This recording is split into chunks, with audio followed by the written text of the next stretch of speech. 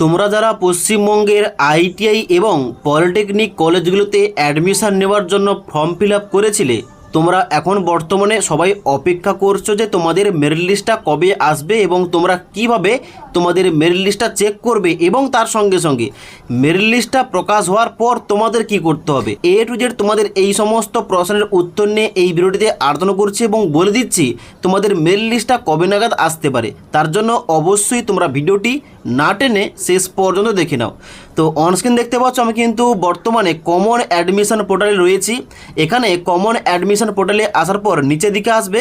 এখন কিন্তু বর্তমানে নোটিশ বোর্ডে দেখতে পাবে গত কিন্তু এখানে নোটিশটা যে প্রকাশ করা হয়েছিল 13ই জুলাই 2026 তারিখ, তারপরে কোন রকম অফিসিয়াল আপডেট কিংবা নোটিফিকেশান প্রকাশ করা হয়নি।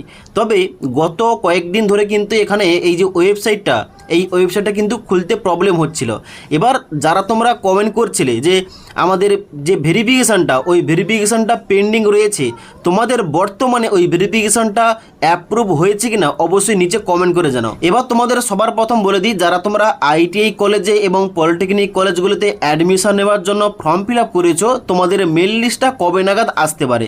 দেখো, মেল লিস্টটা কিন্তু যে কোনো মুহূর্তে আসতে পারে। কারণটা হচ্ছে ডকুমেন্ট ভেরিফিকেশানের যে পার্টটা, ওইটা অনেকের পেন্ডিং ছিল, ওইটা অ্যাপ্রুভ হয়নি, তার জন্য কিন্তু ওই কাজটা আটকে ছিল।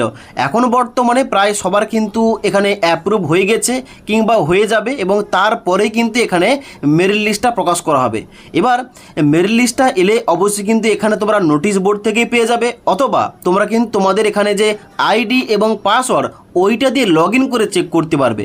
এবার কীভাবে চেক করবে বলে দিচ্ছি। তোমরা সবার প্রথম কী করবে, কমন অ্যাডমিশন যে পোর্টাল রয়েছে, মানে যেখান থেকে তুমি ফর্ম ফিল আপ করেছো, ওই পোর্টালে সবার প্রথম আসবে। এই পোর্টালে আসার পর নিচের দিকে আসবে এবং ডান দিকে অ্যাপ্লিক্যান্ট লগ ইন এই অপশানটার নিচে সাইন ইন টু ড্যাশবোর্ড এই অপশানটাই ক্লিক করবে।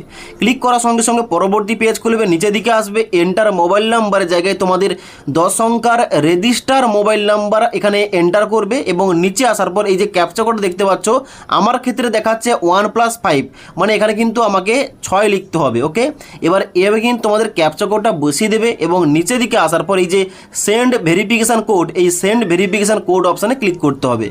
এবার সেন্ড ভেরিফিকেশান কোড অপশানে ক্লিক করার সঙ্গে সঙ্গে তোমাদের মোবাইল নাম্বারে একটা ওটিপি যাবে। ওটিপিটা বসিয়ে দেওয়ার পর নিচে ভেরিফাই অ্যান্ড কন্টিনিউ এই অপশানটায় ক্লিক করতে হবে।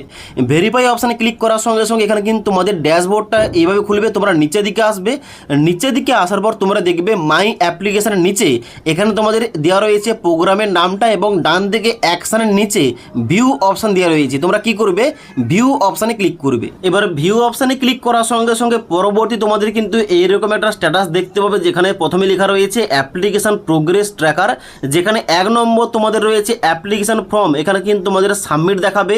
তারপরে নিচের দিকে আসার পর ডকুমেন্ট আপলোড দেখাবে কমপ্লিট, তারপরে তোমাদের ফিস পেমেন্ট দেখাবে এখানে পেইড, এবং তারপরে যে এখানে অপশানটা রয়েছে 4 নম্বরে অ্যাপ্লিকেশন ভেরিফিকেশান, এটা তোমাদের অ্যাপ্রুভ দেখাবে।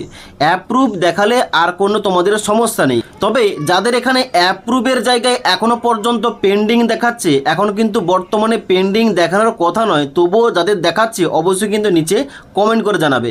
তো এখানে অ্যাপ্রুভ দেখাবে। অ্যাপ্রুভ দেখানোর পর এবার 5 নম্বর যে স্টেপটা রয়েছে মেরিট র্যাঙ্ক জেনারেশান, এখানে কিন্তু বর্তমানে সবার পেন্ডিং দেখাচ্ছে, কারণ মেরিট লিস্টটা এখনো পর্যন্ত পাবলিশ করা হয়নি। তবে আমি যে ভিডিওটি বানাচ্ছি, ভিডিওটা হয়তো এখানে পাবলিশ করতে করতে মেরিট লিস্টটা পাবলিশ হয়ে যেতে পারে, আবার এখানে আজকের মধ্যে না হয়ে সোমবার দিন হতে পারে, আবার রোববার দিনও হতে পারে। তো যে কোনো মুহূর্তে মেরিট লিস্টটা আসবে। তবে মেরিট লিস্টটা তখনই আসবে যখন এখানে সবার এই যে ভেরিফিকেশানটা, মানে অ্যাপ্লিকেশান ভেরিফিকেশানটা অ্যাপ্রুভ হয়ে যাবে, কিংবা এখানে যে পেন্ডিং থেকে অন্য কোনো স্ট্যাটাস শো করবে, তবে কিন্তু মেরিট লিস্টটা আসবে। তো সবার যতজন ক্যান্ডিডেট আবেদন করেছে তাদের অ্যাপ্লিকেশান ভেরিফিকেশানটা সম্পূর্ণ হওয়ার পরই মেরিট লিস্টটা পাবলিশ করবে এই বোর্ড। তো এখন বর্তমানে এইটাই আপডেট। যারা তোমরা ওয়েট করছো, অপেক্ষা করছো মেরিট লিস্টের জন্য, অবশ্যই এখানে কিন্তু আজ কালকের মধ্যে অবশ্যই তোমাদের মেরিট লিস্টটা আসবে। মেরিট লিস্ট এলে তোমরা কিভাবে চেক করবে এবং তোমরা তোমাদের রেজাল্টটা কীভাবে চেক করবে, এই টপিকে ভিডিও নিয়ে আসবো। এবার মেরিট লিস্টটা এলো, মেরিট লিস্টটা আসার পর কি করতে হবে, মেরিট লিস্ট আসার পর তোমাদের কিন্তু চেক করার পর তোমাদের করতে হবে চয়েস ফিলিং। সব থেকে গুরুত্বপূর্ণ পয়েন্টটা কিন্তু এটা, চয়েস ফিলিং সঠিকভাবে না করলে তোমাদের মনের মতো কলেজ পাবে না এবং মনের মতো তোমরা ট্রেডগুলো পাবে না। তার জন্য চয়েস ফিলিং করতে হবে, মানে তুমি কোন কলেজে অ্যাডমিশন নিতে চাও, কোন ট্রেড নিয়ে অ্যাডমিশন নিতে চাও, এইগুলো তোমাদের চয়েস ফিলিংকে চুজ করতে হয়। এবার চয়েস ফিলিং করার পর এখানে তোমাদের কিন্তু অবশ্যই সিট অ্যালটমেন্ট হবে। সিট অ্যালটমেন্ট মানে রেজাল্টটা পাবলিশ হবে। এবার তুমি যে কলেজটা চুজ করেছো কিংবা ট্রেডটা চুজ করেছো, তুমি ওইটা পেয়েছো কি না এটা কিন্তু তোমরা সিট অ্যালটমেন্টে চেক করতে পারবে। এবার সিট অ্যালটমেন্ট জারি করা হলে অবশ্যই তুমি যদি মনের মতো কলেজটা পেয়ে যাও তাহলে কিন্তু ওই কলেজে অ্যাডমিশন নিতে পারবে। অ্যাডমিশন নেওয়ার পর তোমাদের কিন্তু ক্লাসটা স্টার্ট হবে।